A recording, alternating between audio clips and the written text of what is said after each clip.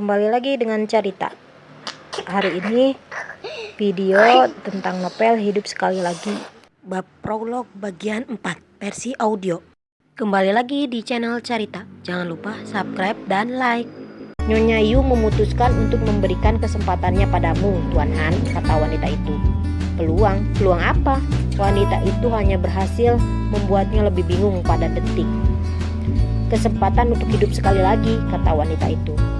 Penjelasan itu tidak banyak membantu sayangnya. Wanita tua itu berjalan mendekat untuk menggenggam tangan Maru dengan lembut. Aku hidup cukup bahagia berkatmu.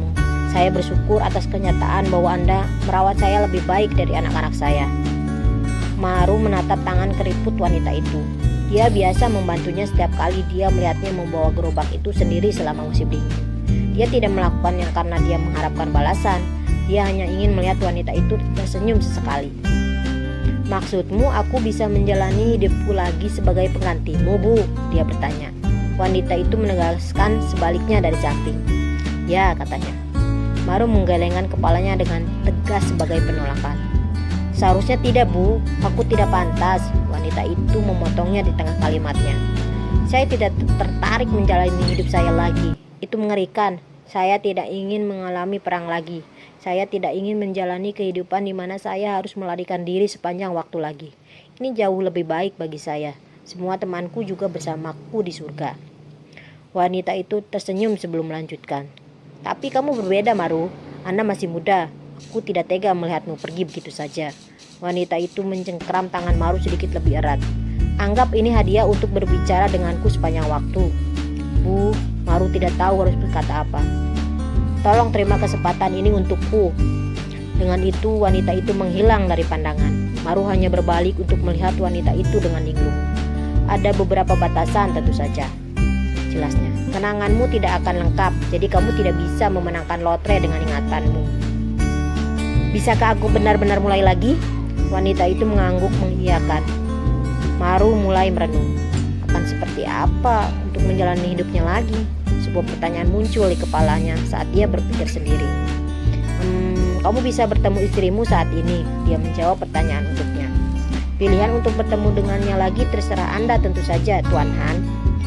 Anda juga akan mendapatkan beberapa kemampuan. Kemampuan seperti apa? Kemampuan yang muncul di buku komik, atau kemampuan dalam arti dia bisa memasak lebih baik dari yang lain? Wanita itu sepertinya tidak ingin menjawab pertanyaannya kali ini. Anggap saja itu hadiah untuk membuat banyak orang bahagia. Itu juga sesuatu dari Nyonya Yu yang baru saja kembali ke surga. Pada titik ini Maru mulai bertanya-tanya, siapa Nyonya Yu untuk pertama kalinya? Wanita macam apa dia di surga yang membiarkannya memberinya begitu banyak hal? Sekali lagi wanita itu sepertinya telah membaca pikirannya. Dia adalah seseorang yang menyebarkan kebaikan yang tak terkatakan kepada dunia selama dia hidup. Itu sebabnya saya menawarkan dia untuk hidup kembali.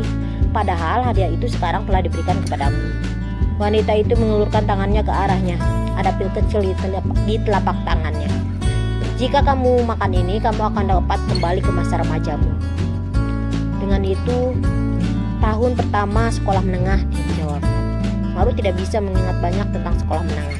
Hanya beberapa teman yang masih berhubungan dengannya mungkin.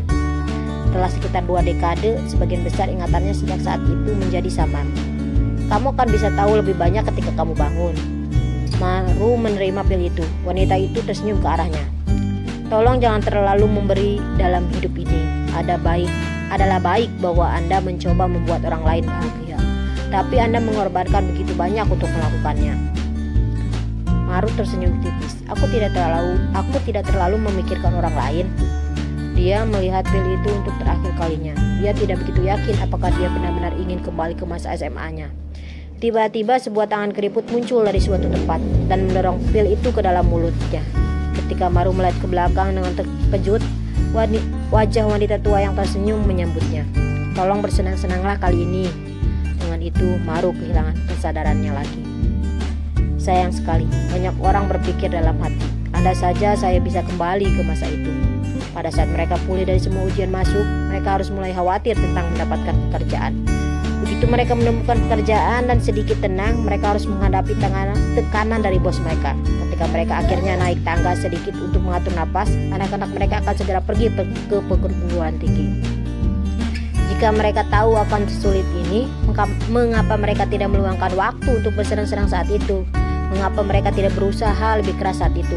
Mengapa mereka membuat keputusan itu saat itu? Setiap hari jutaan, bahkan mungkin puluhan jutaan orang melihat kembali masa lalu mereka dengan sedikit penyesalan. Dan Hanmaru menyadari bahwa mimpi seperti itu telah menjadi kenyataan baginya. Dia bisa mendengar komputer bersenandung tanpa suara di belakangnya. Monitornya mati, tapi kipas di menara utama masih bekerja keras. Dia melihat sebuah daftar kecil ditempatkan di dinding sebelahnya.